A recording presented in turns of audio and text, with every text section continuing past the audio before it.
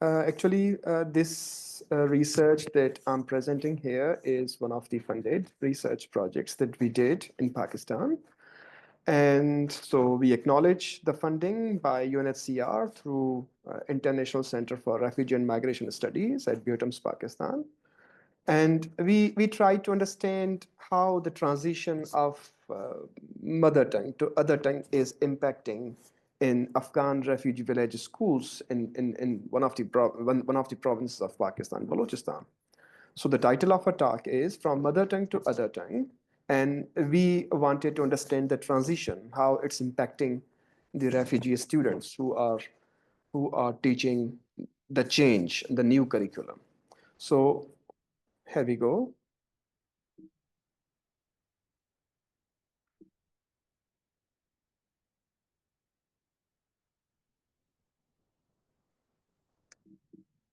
I'm sorry, I cannot change the slides. It froze. Maybe try to unshare and then share it again.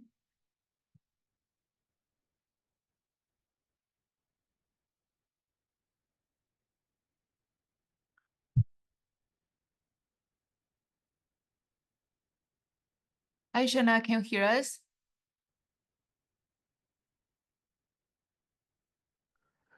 I cannot change the slides. I don't know why. Oh, Lisa. Yeah, there we go. Oh, that's okay. Sorry. Yeah. Screen seems to get frozen.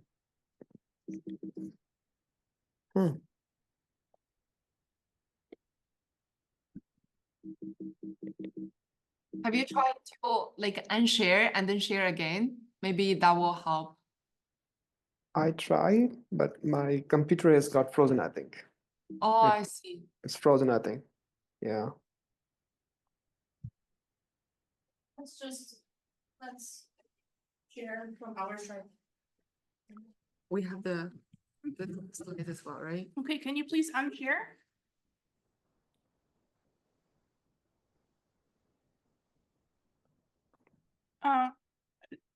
Okay. It works.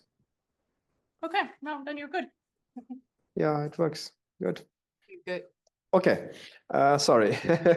Sometimes these things do not work as planned.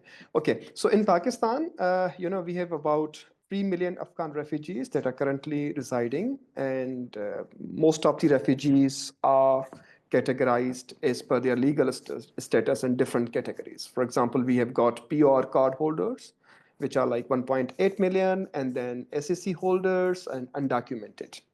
32% of these refugees live in rural areas, and 49% of these refugees, Afghan refugee population, is children, including the 18 years old. Now, Balochistan is one of those provinces in Pakistan which is home to about like 23% of the total registered Afghan refugees. In 2019, actually, it was the 40th year of UNHCR support for Afghan refugee children and their education. So one of the main goals of UNHCR and government of Pakistan was to integrate the Afghan refugee education into the Pakistani educational system. So Pakistani public education was open for the Afghan refugee schools. And some of the reasons that were put forward was that refugee education will be regularized as it was being done in other countries, and it would be easy to standardize refugee education, and all those students who would be enrolled in the public educational system of Pakistan, it would be very easy to keep an accountability check and measure their outcomes as per national standards, and their different organizations could also initiate different interventions as per the needs. So the aim was to integrate Afghan refugee education into the Pakistani public educational system. So it was envisioned in 2019, and it was decided that this decision would be taken gradually. And in 2019, the first stage of this integration started, and it started in from grades 1 to 5. So in refugee camps, there are Afghan refugee village schools. We call them ARV, and there, the integration started, and along with the public education system of Pakistan. What happened in 2022? There was a government change, and Imran Khan became the Prime Minister of Pakistan, and his one of the very ambitious projects was a single national curriculum, and it was launched in 2022. Single national curriculum uh, was a single national curriculum for everyone. Of course, it also applied for Afghan refugee village schools as well. Now, before this single national curriculum, Pashto and Dari were the languages that were used as media of instruction in those ARV schools where Afghani children were taught. And Afghani curriculum was used because in those Afghan refugee village schools, the textbooks came from Afghanistan. Although these refugees lived in Pakistan, but the textbooks, the teachers, and the media of languages were Pashto and Dari or Persian, for example. But with this single national curriculum, not only the curriculum changed, not only the textbooks changed, but the medium of instruction also changed. Because since these ARV schools were streamlined into the public education of Pakistan, and single national curriculum suggested that Urdu and English be used as the mediums of instruction, so these schools had not only to change their mediums of instruction, but also the textbooks or the syllabus, which came with this single national curriculum initiative. So this was very, very new for Afghan refugee students, Afghan refugee village schools, parents, and of course, teachers as well. So we were interested to understand how, the students and teachers were dealing with this change. So we wanted to explore their views, and we also wanted to identify the opportunities and challenges that this new initiative of single national curriculum had created. And we also wanted to find out how teachers are appropriating and negotiating with this change. So these were three purposes that drove our research project.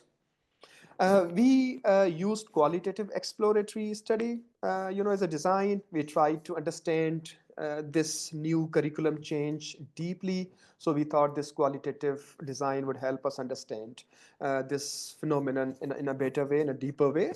And so for getting thick and richer details, we went into the natural settings in those schools where teachers and students were in those Afghan refugee village schools, and we conducted ethnographic interviews exactly in the field. And so far as the sampling of our population was concerned, we could conduct interviews, individual interviews of 8 teachers who were teaching in Afghan refugee village schools, and we also conducted 5 group interviews of students. 4 of them were 2 each, and one group consisted of 4 students. So far as the data collection procedures were concerned, we recruited some research assistants, and all 3 had masters in applied linguistics, and they were well aware how interviews could be conducted. They were trained, and of course, the interview protocols that we used for collecting data were pilot tested for trustworthiness, and some changes were made after piloting them. And all the interviews were conducted in Pashto because the students, the teachers who were in the refugee camps in Balochistan province spoke Pashto, and the three research assistants also spoke Pashto as their mother tongue. And later, when the analysis stage, we reached at that stage, all the interviews were translated from Pashto to English by those, of course, research assistants. And we also discussed the translations where we wanted clarity. We consulted with the teachers as well, just to develop trustworthiness in this translation processes. Of course, we analyze the data through the steps that have been proposed by Braun and Krog for thematic analysis and Saldana. Later, of course, we were also very careful about the ethical considerations. Therefore, we knew about positionalities to minimize the impact of our prior experiences or the biases in knowledge. The research questions were developed, protocols were tested, and then interpretation of the findings were made in such a way that every stakeholder could have a view, and then all those findings were discussed with the participants as to have their member check. And we also, when we went into the field, signed letter was given for consent of the teachers by the ICRMS, and students were interviewed in the presence of their guardians and teachers. And in this process, in the research report and research processes, we used pseudonyms as to hide their um, uh, names and respective privacy. So these are the findings since single national curriculum, which implied for them teaching Pakistani curriculum in Urdu and English mediums. One of the challenges that we found out in data was a language barrier, because all the teachers and students spoke Pashto, learned in Pashto before this change. The textbooks were in Pashto, even of science and mathematics. These subjects, they were in Pashto because these books came from Afghanistan in those camps, and teachers were easy teaching those books. But all of a sudden, these teachers were asked to teach in new curriculum in different languages. So language barrier appeared as one of the interesting challenges that teachers faced in implementing this single national curriculum. And of course, since although UNHCR has claimed that this has been a gradual process, but teachers were of the view that this has been a very sudden change. So they were unable to cope with this sudden change in a very strategic and a very careful manner. Since language of instruction changed, teachers were unable to understand those textbooks which were completely in different languages. Students were unable to understand. So as per findings, there was student dropout as well in the classes, and teachers' educational background, because all the teachers who were teaching in the ARY schools were trained and taught in Afghanistan, and their background also appeared as one of the main problems that hindered their smooth pedagogies, smooth teaching of that single national curriculum in the textbooks. For example, one of the quotes that we have put here, Rahman, who is ARV school teacher, says, "We are compelled to teach in Urdu language, whereas we do not know Urdu ourselves. Every teacher is facing difficulties in the teaching of this new curriculum. And the main reason of these difficulties is the change in medium of instruction and language of textbooks." Sorry. Yeah. So another perspective, another layer of challenges that we found was, although UNSCR had tried that teachers be trained before implementing this new curriculum, but most of the teachers found that the trainings which have been provided to them for teaching in new mediums or new curriculum, they found them ineffective. And of course, since this was Pakistani, national curriculum, so this curriculum had Pakistani narratives, Pakistan heroes, Pakistani identity was kind of like constructed in those textbooks. This was very, very, very difficult for those teachers who came from Afghanistan with their specific Afghan identity to digest and get it conveyed to their students.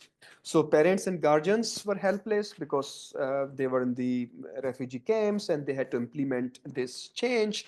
And they believed that because neither teachers nor students can understand the textbooks, they were unable to teach in Urdu and English medium.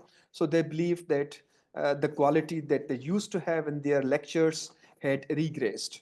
And there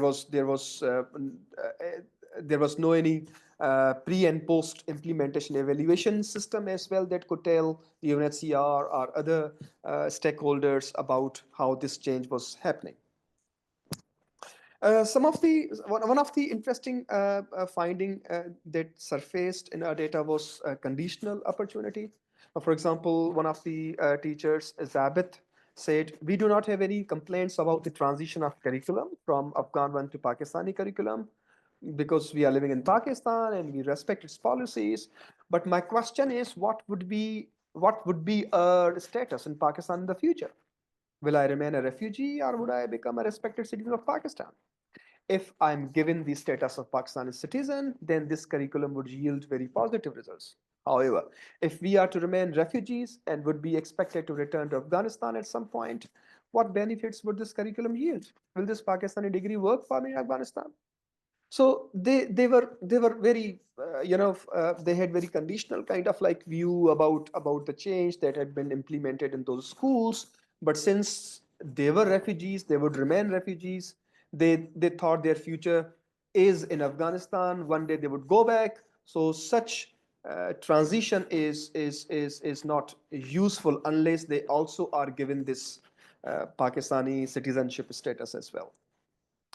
How the stakeholders wanted it, this change, which was taken as very sudden, they wanted these teachers who were implementing this change in the schools in local contexts should have been taken on board, should have been consulted when this policy was designed.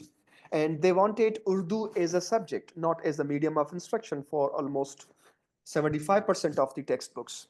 So they wanted Urdu as a subject. Since Urdu is the national language of Pakistan, they thought they could understand Urdu, they can speak in Urdu, but reading for them is very difficult for the textbooks which they have got through this single national curriculum.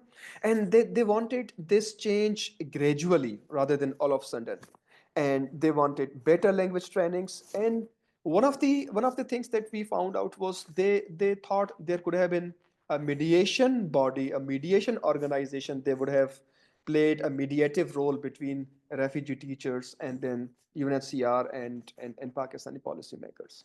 For example, one of the participants, Jamal, said, I would say that the UNHCR should have been on top of the things to keep a balance. They should not have left us to deal with the policy unprepared on our own.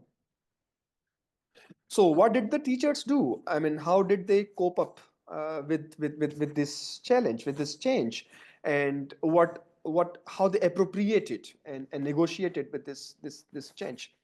Of course, our data indicated there was resistance because Pashto was still used as the medium of instruction, even though the books were in Urdu. Urdu and English were recommended to be used as the media of instruction in the classes, but still Pashto was used. And of course, on their Facebooks or on their WhatsApps, they had kind of like campaigns for the reversal of Afghan textbooks and Afghan Pashto and Dari as mediums of instruction. How they appropriated, since all the textbooks were in English or in Urdu, so they tried to access their friends who were Pashto speakers but non-Afghan to understand what is in the textbooks, and those friends taught to them, or they sought some help from websites and mobiles. And this is how they try to use personal resources for their capacity building. They try to motivate students too through those resources. And one of the strategies that they use for negotiating this with this change was they translanguaged a lot. Pashto and Urdu, Pashto and English. Of course, their English was very weak, but they more used Pashto rather than Urdu and English. So one of the things that our data found in the interview transcripts was that they translanguaged a lot. For example, Asmat, who is one of the school teachers there, said the students do not understand these languages. So we still use Pashto as the medium of instruction. So findings seem to be challenging what has been envisioned by UNHCR and Pakistani policymakers. For example, one of the researchers has suggested in his in the literature that local integration into host countries increasingly perceived as refugees more likely prospect for the future over resettlement and repatriation. So there was an inherent sense of ownership which was missing, which has been highlighted in such change acceptance literature. And successful integration, of course, needed appreciation and recognition of their lives and the heritage of these refugee students. So these refugees were a periphery within a periphery, in the sense like Pakistan already has Pakistan is the second largest country which has out of school children, and Balochistan province tops in Pakistan. So when such changes are implemented in Afghan refugee camps, now Afghan refugees are already in the periphery, already marginalized, and when such initiatives are implemented there, the mediums of instruction and new textbooks further marginalize them and keep them in the periphery. So what is the way forward? Our research implies that such policies must be initiated. They should be devised in such a way which should start from bottom rather than from top down. So these teachers must be consulted with before initiating such policies, or if this policy has to be made successful, they must be consulted for further interventions or procedures.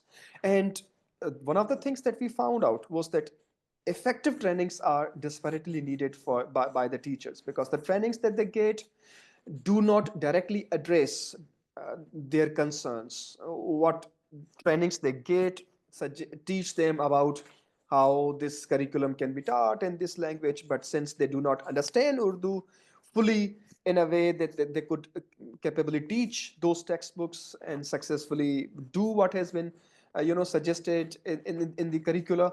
So this is very important, that effective trainings must be given to them, and then a body must be formed that could play a very mediatory role between these Afghan refugee teachers and UNHCR and government of Pakistan, is to fully understand each other's perspective and help each other to get what UNHCR and government of Pakistan are intending to get. Thank you so much.